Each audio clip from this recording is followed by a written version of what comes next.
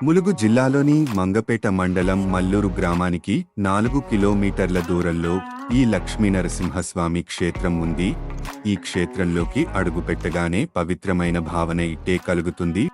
వరంగల్కి 135 కిలోమీటర్ల దూరంలో, హైదరాబాద్ నుంచి 270 కిలోమీటర్ల పైగా గోదావరి నది తీరా ప్రాంతంలో భద్రాచలం ప్రధాన రహదారిని ఆనుకొని ఈ క్షేత్రముఖ ద్వారం ఉంది.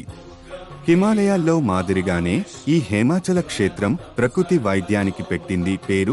పూర్వకాలంలో మునులు ఋషులు ఈ క్షేత్రంపై తపస్సు చేసినట్లు చరిత్రకారులు చెబుతున్నారు. ఇలా చెప్పుకుంటూ పోతే ఈ క్షేత్రంలో అనేక వింతలు విశేషాలు ఉన్నాయి. 6వ శతాబ్దానికి పూర్వం నుంచే ఈ క్షేత్రం ఉన్నట్లు చరిత్రకారులు చెబుతున్నారు. ఈ క్షేత్రమంతా అర్ధ చంద్రాకారంలో ఉంటుంది. ఇక్కడ లక్ష్మీనరసింహస్వామి స్వయంభుగా వెలిశాడంటారు స్థానికులు. శాతవాహన్ మహారాజుకి స్వామివారు కలలో కనిపించి గృహ అంతర్భాగంలో ఉన్నానని సెలవిచ్చారట. మరుసటి రోజు మహారాజు 76,000 సైనికులతో అక్కడ తవ్విస్తుండగా స్వామివారికి గుణపం నాభిలోకి గుచ్చుకుంది. ఆనాటి నుండి ద్రవం కారుతోందని ఇక్కడి స్థల పురాణం చెబుతున్నాయి. ఈ ద్రవం సేవిస్తే సంతాన భాగ్యం తప్పక కలుగుతుందని ఇక్కడి అర్చకులు స్థానికులు చెబుతుంటారు. ఇక్కడికి వచ్చే భక్తులకు కూడా అంతే నమ్మకం ఉంటుంది.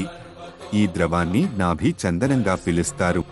ఇక్కడ లక్ష్మీనరసింహస్వామి విగ్రహం మానవ శరీర ఆకృతిలో అతి సున్నితంగా ఉంటుంది.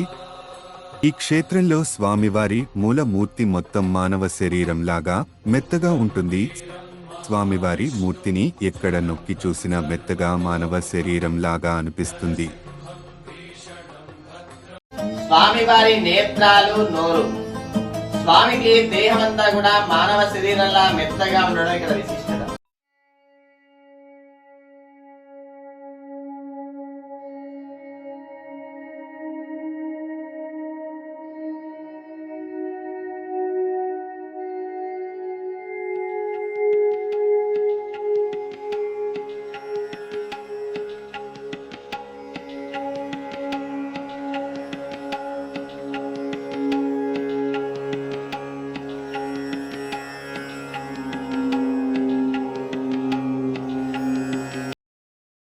మల్లూరులో శ్రీ హేమాచల నృసింహ క్షేత్రంలో ఉన్న ప్రత్యేక ఆకర్షణ ఇక్కడున్న చింతామణి జలపాతం.